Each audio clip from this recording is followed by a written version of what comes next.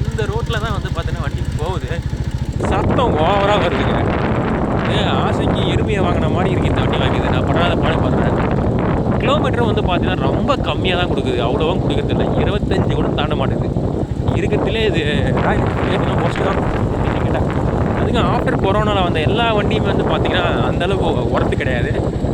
இதை வந்து கவர்மெண்ட் வேணால் செக் பண்ணலாம், ரீசெக்கிங் பண்ணலாம். ஏன் அப்படின்னா வண்டி வந்து ரொம்ப இதாக இருக்குது. பாருங்கள், இந்த வண்டியில் போயிட்டு இருக்க வண்டி ஓவராக வைப்ரேட் ஆகுது. ரோடு கொஞ்சம் அப்படி இருந்ததுனால அது இருந்தால் தான் அந்த ரோட்டில் வந்தேன் பண்ணலான்னு கேட்டால் என்ன சொல்கிறேன் 20 ரூபா ஸ்பீடை தாண்டி லேண்ட் பண்ணோன்னா ரொம்ப கஷ்டம். இந்த வண்டி ரிவ்யூ பண்ணுறதுக்கு பதிலாக வேறு என்ன ஸ்கூட்டியை வாங்கி ரிவ்யூ பண்ணியிருக்கலாம் போல். அந்த அளவுக்கு ஸ்கூட்டி கூட பரவாயில்லப்பா, ஜல்லுன்னு மைலேஜ் கொடுக்குது, சத்தமே இல்லாமல் போகுது. இது என்னென்னா கூடிக்கு சத்தம் மட்டும் போகுது. சத்தம்னா அந்த சைலன்ஸ் சத்தம்னாலும் பரவாயில்ல. இது ஏதோ அந்த இன்ஜின் சத்தமே ஒரு மாதிரியாக கடக்குன்னு கேட்குது. ஸோ இந்த ரூட்டை பார்த்து நம்ம இப்போ ரூட்டுக்கு வரலாம். ரூட்டு வந்து பார்த்திங்கன்னா ரொம்ப வருஷத்துக்கு முன்னாடி ரோடு போட்ட மாதிரி தெரியுது. ரோடு போடுறவங்க எவ்வளோ கொள்ளாச்சான்னு தெரியல. ரோடு ரொம்ப கேவலமாக இருக்குது. பார்த்தீங்கன்னா ஒரு ஈவினிங் டைமு பார்த்தீங்கன்னா பயங்கரமாக தான் இருக்குது. யூனிவர்சிட்டி எப்படி சொல்கிறது, நல்ல கிளைமேட்டு தான். அப்படியே வண்டி பொறிமையாக இருக்காங்க, பொறிவாக போச்சணும். அதான் கீரை மாற்றுக்குள்ள தான் பிரச்சனையாக இருக்குது. கீரை மாற்றுக்குள்ள வந்து டக்குன்னு இடிக்குது. நார்மலாக ஒரு ஸ்லோவாக போனாலும் இடிக்குது.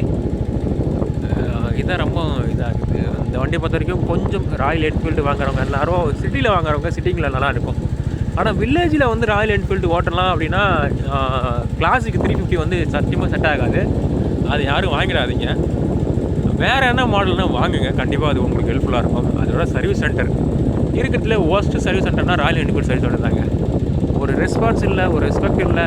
இப்படியே வரானவ வந்து வேணுனே வந்து வேணாம் போன மாதிரி பில்லை மட்டும் நிறையா போகிறானுவ. வேணுனே வந்து பார்த்தீங்கன்னா ஆயில் எடுக்கிறானுவ, ஆயில் ஊற்றுறானுவ. ஏன்டா அப்படி கேட்டால் இதான் பண்ணி தான் ஆகணும் அப்படின்றானுவ.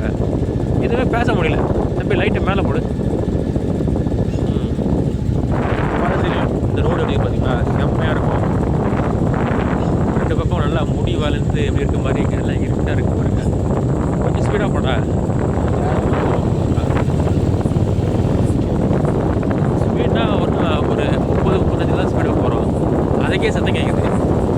என்ன பண்ணுறது?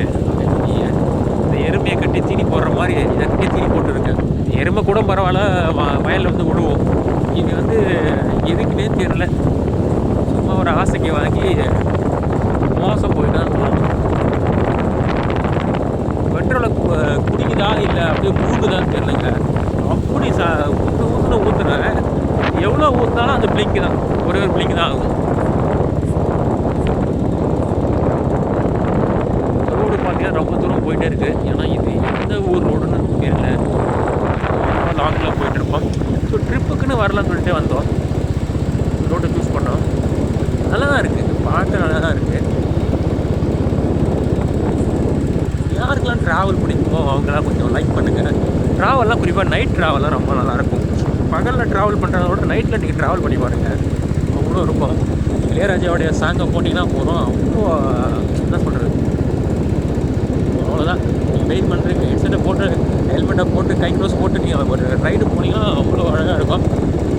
எல்லாேருக்கும் அந்த ஆப்ஷன் கிடைக்காது. சில பேர் வந்து வண்டி ஓட்டுறதுக்கு பயம்தான், எல்லாருக்கும் வண்டி ஓட்டுற பயம்தான். பட் இருந்தாலும் நல்லாயிருக்கும் நைட்டில் ஓட்டினாங்க. ஓட்டி பாருங்கள், நீங்களும் வேறு போட்டாலும் உங்கள் லவர் கூடியாச்சும் போய் பாருங்கள், சூப்பராக இருக்கும். ஓவராக கொசு அடிக்குது. அதனால் நம்ம அந்த ரிவ்யூ கொஞ்சம் நிறுத்திக்கலாம். அது அப்புறமேட்டு வேணால் கண்டினியூ பண்ணலாம். ஏன்னா ரொம்ப கொசுவாக இருக்குது.